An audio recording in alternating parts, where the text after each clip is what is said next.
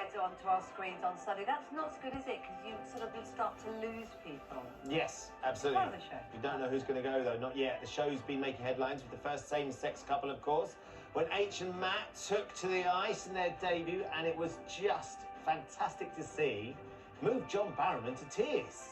Yeah. He was so moved by it. And a moment in time that we will all remember and hasn't come too soon. Jayne, Torvill and Christopher Dean join us now. I mean, it's lovely to see you, by the way. Welcome. Yeah. Nice to have you here. Let's start with this because, Chris, I don't know, had it been something that's been talked about for quite a long time? It had been, and it's, you know, it's a historical moment, certainly for Dancing on Ice and the network, I think. But it really came from Matt and H. They were the ones that really drove it, and then they took it to the series, and the series took it to the network and said, and everybody by this time, it seemed the right time, and especially because they wanted to do it more than anything. Were you surprised at the reaction? It felt enormous. There was so much emotion sort of in the studio, wasn't there? And all over social media.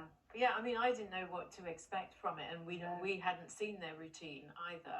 But like you say, in the studio, there was just this lovely feeling of joy, and they looked like they were having fun out there on the ice and enjoying every second of it. So. Before he went on, I mean, it was a bag of nerves backstage. Yeah. I have to say, it was all over the place. But it seemed like there was this moment that he found the calm. And then as the music started, I think he just relished every moment of it. Yeah. And that's the performer in him, though, isn't it? I mean, H has always been just a wonderful dancer and performer. Yeah, absolutely. I mean, is there a technical difference to same-sex dance? Well, you know, watching what they were doing, it seemed like Matt, if you want to call it, was in a traditional male role. Right.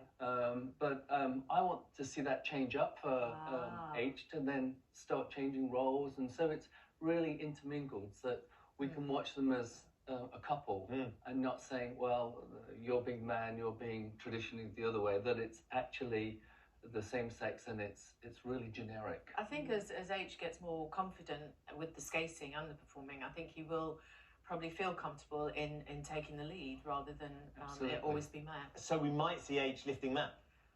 I don't think H is up for that yet.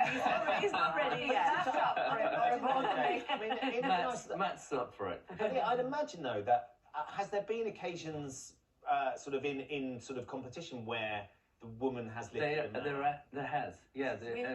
We've done a similar thing where I kind of lifted you She at somewhat some lifted point. me on like occasions. Flipped him.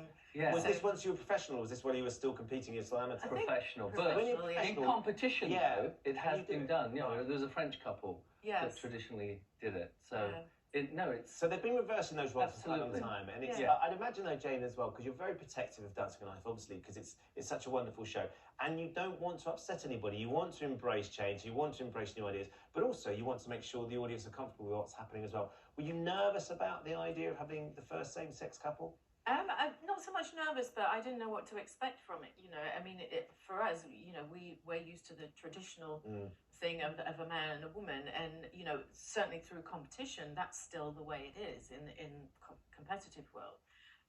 But as professionals, you know, you do see in contemporary dance, you quite often see males or a group of males dancing together. So it's not unusual in that respect.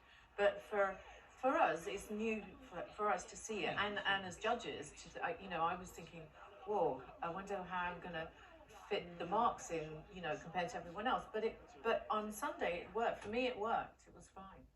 I think that's the interesting thing as well, isn't it? Because we've always, I mean, I've been a part of the show on a number of occasions, had experience of trying to skate atrociously. So I've got a sense of what it's like. But for all of those celebs, finally taking to the ice, there's nothing like it, is there? It's a big deal, you know, and the worst thing is you're backstage and you're waiting to go on, and that's the first time you go through the tunnel and you come onto the main rink and the lights and the camera there and, you know, the heart's racing. It's fantastic. Well, this is me and Colleen, because we did a Friday night show for you. Oh my goodness, this yeah, is I me and remember. Colleen. This is me falling over a lot. Were you acting it out there, Ben? Yeah, or was that for exactly, real? Yeah. I was trying to create it and trying to make it a little bit more dramatic. A little bit of And then bolero Colleen just there. spit it up at the end. She was so disappointed with me. Oh, But I I you mean, know, actually, that was recreating the famous Bolero, wasn't it? Which was your big moment. Was it recreating? It was destroyed. The memory. I think you've been incredibly generous there. I'm not sure what it was, but that as a theme as well. I mean, I think this is 88. This wasn't the Olympics. This was the Europeans, 84. Yeah. So sort of. That's how it's meant to be. Ben. We always say Quite that as much danger. out of Bolero, sport of dancing on ice. I mean, Yes. that's why it came to fruition. And we never thought we'd still be doing this. When was Bolero? 36 years ago. Yeah. So still being able to do what we do, being involved with that element, we're really excited. And we're really excited about this next show coming up. Well, as yes, well. because you've got so many firsts in the series. You've got Libby. Libby, we're so excited to see what Yes. Libby's going to produce. I mean, because what a mountain to climb for her, because, she's generally, with her sport, she's running somewhat in a straight line around a curve, but this is three-dimensional. She's got a partner, she's got to be lifted, manipulated, turned, and it all has to happen verbally or physically like this. It's not like she can see something and do something. So that's an extraordinary connection then she has Those to two have. have formed a real bond of friendship, but of trust as well, more than anything. We've had a couple, when we did Ninja Warrior, we've had a couple of Paralympians come on and do Ninja Warrior who have been visually impaired or have had sort of a limb missing, and it's extraordinary to watch them take on that challenge, Jane. Yeah. And as Chris said, because I've done it,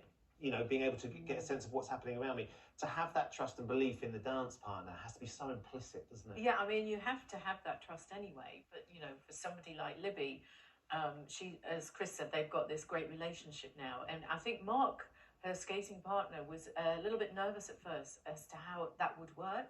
And I think he's totally embraced it now. And he said, he can't demonstrate. He has to say everything verbally, or it's by touch.